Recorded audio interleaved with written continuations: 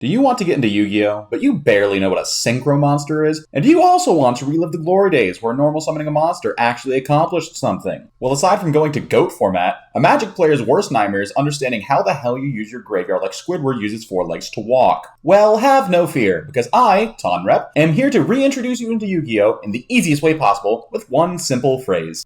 Normal summon Alistair.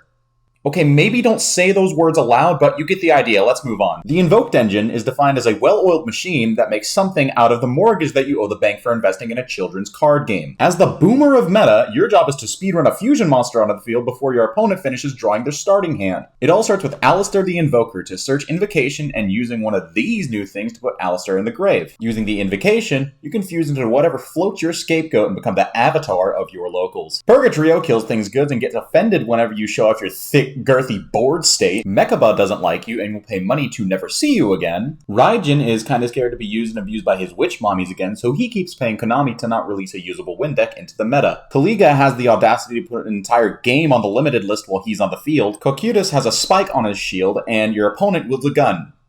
So that really tells you what kind of game you've gotten yourself into. Magelancia has a superiority complex that he'd rather not talk about. Elysium wants representation from all attributes unless it's Fire History Month, in which case they pay close attention to the volcanic player at table 500. And Augiotes is a sentry that you place outside your house after you've sacrificed one of your diverse children. And you may be thinking, how will I be able to play a 40 card deck after only going over about 6 main deck cards? Well, that's easy. Invoke doesn't only have 2 usable main deck cards.